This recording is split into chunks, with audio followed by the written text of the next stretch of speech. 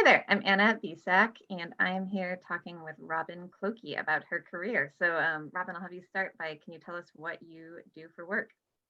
Yes, so my job is I am a special educator in a middle school.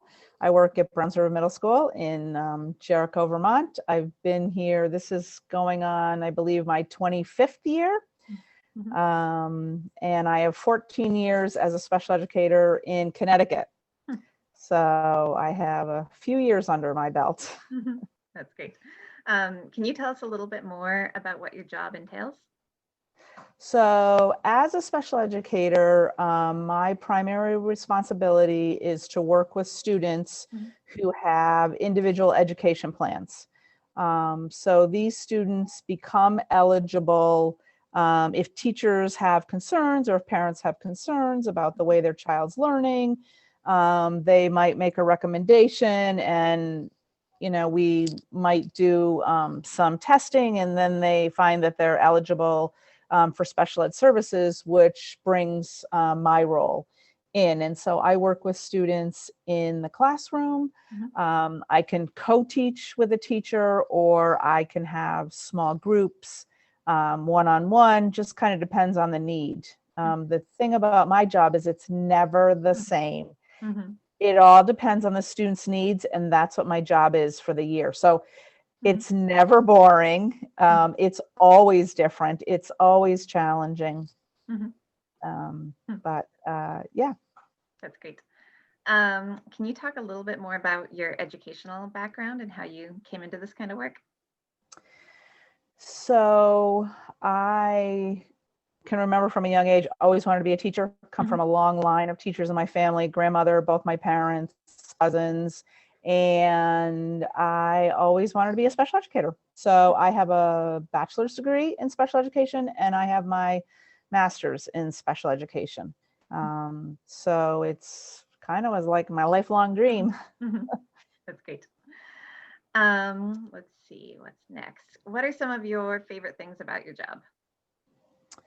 So the favorite things are the students and teaching them skills that will help them be more successful in life. So I think teaching reading is I really, really enjoy.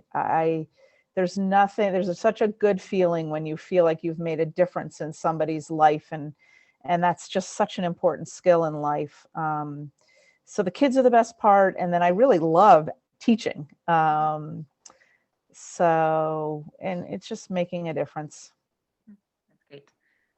What are some of the things you find the most challenging about this work? So the different types of disabilities that you can work with are very vast and Mhm. wide. And so it's takes a while for you to be able to be successful at all the different types of learning needs that Mhm. you're going to come across Mhm. in a year or over the years.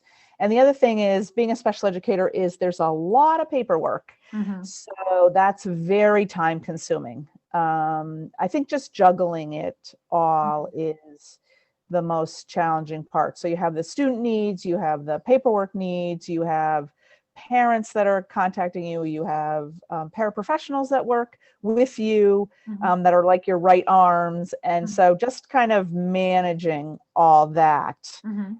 It can be an overwhelming job if you're not careful. Mhm. Thanks. Um, and let's see, it sounds like it can vary a lot, but could you walk us through what a typical day might look like for you? Yeah, it does. So it varies from year to year, but a Mhm. typical day might be coming in and immediately knowing where kids are at. Like, are they in a good space to learn? Are they not in a good space to learn? What do they need? Checking emails to see, parents might let you know how nights have gone.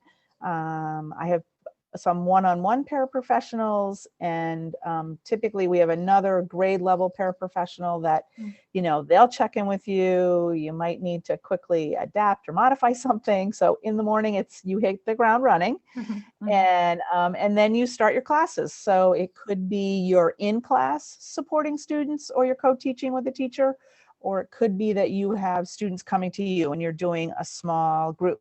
So this year I have students that are out of level in math. So I teach 4 different out of level math groups, 5th through 8th. I neglected to say that we're a 5/8 school.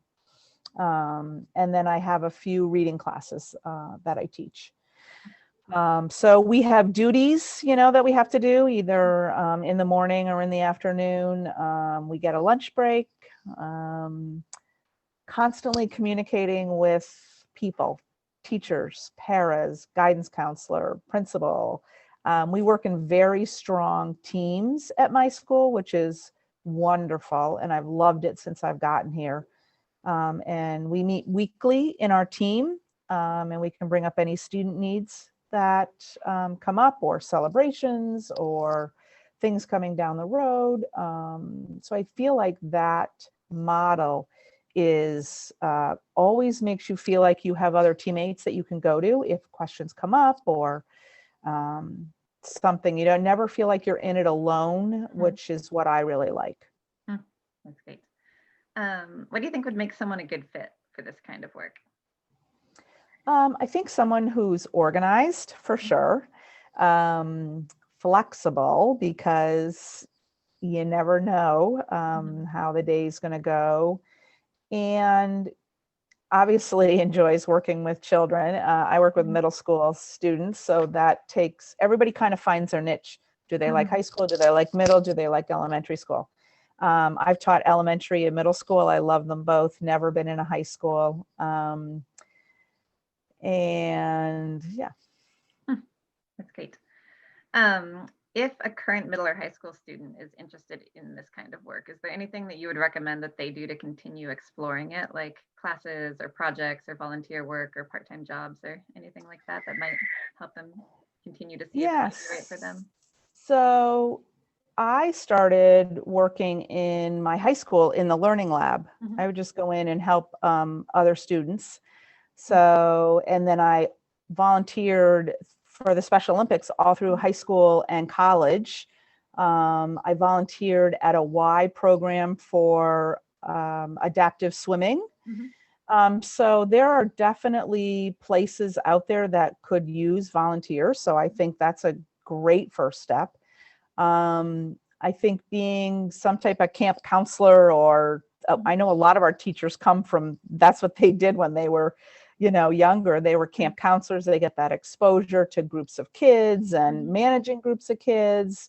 So I think that, anything like that, as you get in, if you're in college, I believe you can become like a respite worker. We have families with students with significant needs that are eligible for some type of respite care or community-based care, where you can take somebody out into the community. I think that's mostly through the Howard Center, but there are opportunities, and I definitely feel like you should try some of those before you decide that this is, that this is what you want. I think some people are personal care attendants when they get into college. That's another thing that you can try to do and again, these are for kids with kind of more significant needs. But yeah, there's lots that you can, there's needs for kids all over the place. Be a mentor. If you're in college and you want to be a mentor to a student, that's another great thing. That's great. Thanks.